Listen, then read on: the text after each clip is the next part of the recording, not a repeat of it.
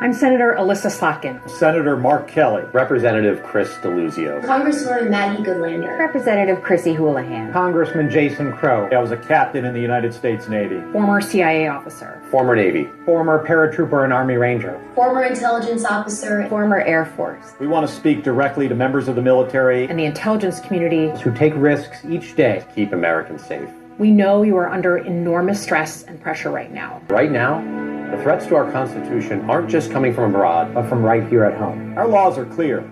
You can refuse illegal orders. You can refuse illegal orders. You must refuse illegal orders. No one has to carry out orders that violate the law or our Constitution. We know this is hard and that it's a difficult time to be a public servant. But whether you're serving in the CIA, the Army, or Navy, the Air Force, your vigilance is critical. And know that we have your back.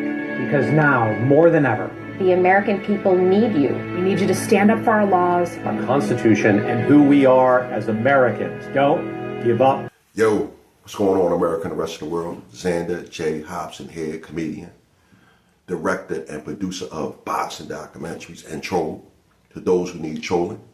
This is another episode of The Devil's Advocate, brought to you by the Brilliant Artist Movement. Do me a favor, folks. Subscribe, like this video, share it. And by all means, leave a comment in the comment section because I enjoy checking out the feedback from these videos that I make, as well as exchanging opinions and points of views with you all. You don't tell military men and women to ignore an order from the commander-in-chief. You don't do that. You know better, Senator Kelly. You know better.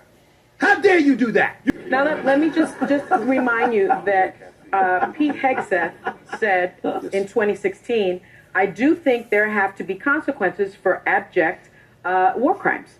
If you're doing something that is just completely unlawful and ruthless, then there is a consequence for that. That's why the military said it won't follow unlawful orders from their commander-in-chief. Okay. Now, given the fact that the secretary himself said that, I'd love to give you the opportunity to perhaps change your position on what you said. I'm not changing a thing. So anyway, Stephen A. Smith is catching a lot of flack for condemning Senator Mark Kelly and his colleagues and their stance, telling United States troops they don't have to obey illegal orders. Okay, well, that's a no-brainer right there. An unlawful order would be something like a commander or a staff NCO telling their troops, we're going to go into this village and we're going to rape, kill, pillage, and burn. Okay, that's a clear-cut unlawful order. Now, when it comes to some of these other conversations that's being had, there are a lot of gray areas. Okay, and just because a serviceman thinks that he or she shouldn't be following a specific order, well, guess what?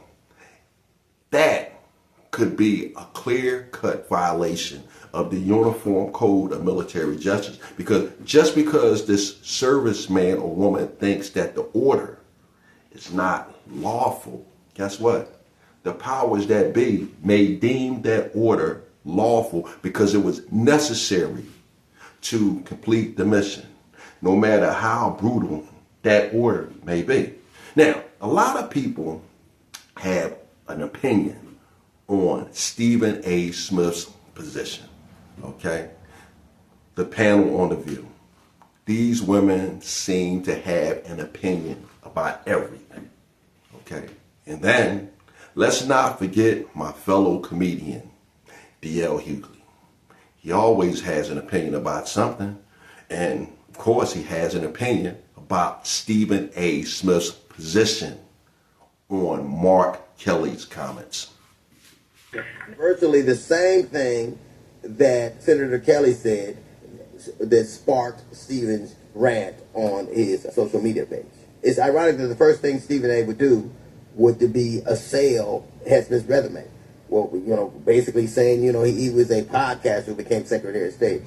What the ironic thing is Stephen A. Smith is a broadcaster who thinks he can be president. But the fact that being loud and wrong, when given a chance with new information to make a different decision, to be nuanced, what he decided to do was double down. And it's interesting because he believes, obviously, that being loud and wrong is leadership. But being loud and wrong is the sole province of old white dudes. They're the only ones who are going to get to be loud and wrong. In my estimation, this is the tale of two black men. One, of course, is Stephen A. Smith and his assessment of the situation. The other is Admiral Alvin Hosley, a black man who was a 4-star admiral, who was basically in charge of South Canada. This would have been his area, the Caribbean. Allegedly, Admiral Halsey was given an opportunity. He was basically told by Pete Smith what he wanted to do. And this admiral, who had been in the Navy 37 years, achieved the highest rank possible, decided rather than to obey an order he was conflicted by, that he believed was problematic, that he believed might have even been illegal. Rather than do that, he walked away and resigned. This is a tale of two black men. One who believes that being loud and wrong is leadership, Stephen A. Smith, and one is Admiral Alvin Halsey, who believes that refusing to do wrong is leadership. In this world, where loud is the loudest voice in the room, where people commit to a path and decide, hell or high water, we're going to go this way regardless of what damage it does. In this world that exists like that, don't be a Stephen A. Smith. Be an Admiral Halsey. Now, as a Air Force retiree and a Marine Corps veteran, I'm here to tell you, the easiest thing to do in the United States Armed Forces is to get into trouble. I mean, if you never served in the armed forces, you couldn't imagine, okay? You can be arrested for spitting on the sidewalk. You can be arrested for littering.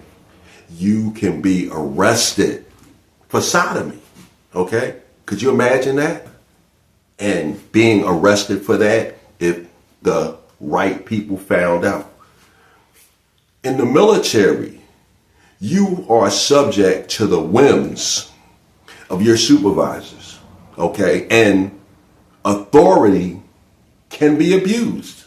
So in the heat of combat, disobeying orders actually can get you killed, okay? I don't know when the last time a military member has stood in front of a firing squad, but disobeying orders during combat can get a service man or woman killed. And when you hear people like this View panel and D.L. Hughley talking, they are talking from the position of people who do not have experience in the armed forces.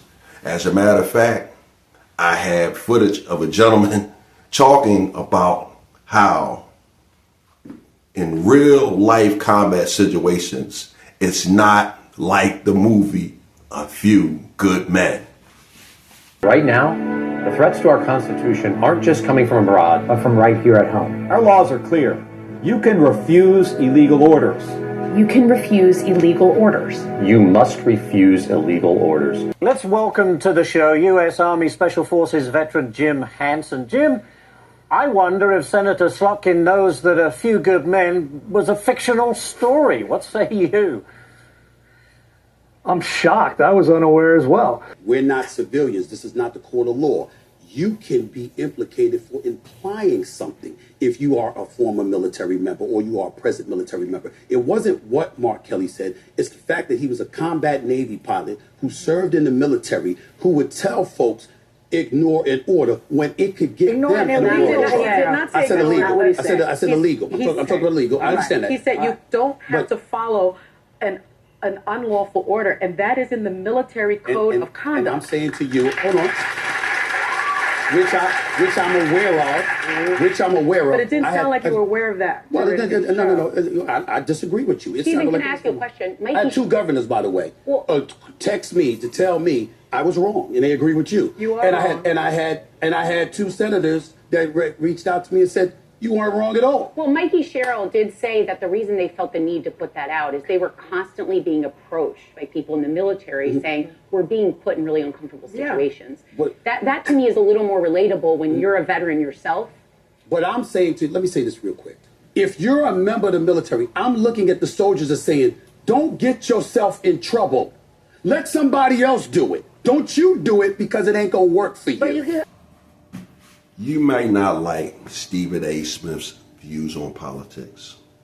You might not like his sports commentary, but when it comes to the subject of military members following the orders of the commander-in-chief or his designees, commanding officer, staff, NCOs, Stephen A. Smith is spot on, okay? A lot of people who think they know about the military have an opinion, and a lot of their opinions are flawed. D.L. Hughley, very intelligent guy, great comedian, but guess what? He doesn't know diddly squat about the United States Armed Forces. And to highlight his ignorance, okay, he conflated two situations. He conflated Admiral Alvin Hoseley resigning his position because he didn't agree with the direction the military was going in versus a young lieutenant, a young buck sergeant in a combat situation questioning orders. A service member doing something like that puts the mission in danger, but more importantly, they put lives in danger. And you can't have people doing this, flying by the seat of their pants, when lives of servicemen and women may be put in jeopardy. Okay? That's just how it is. Admiral Hoseley, he got to walk off into the sunset gracefully. Okay? He still has his honor, but more importantly, Admiral Hoseley, he still has that pension that he worked for 37 years.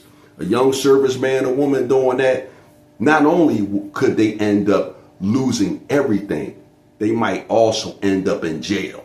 Okay? So, this is what I was thinking about. And now that I done thought about it and shared it with you all, I'm done with it.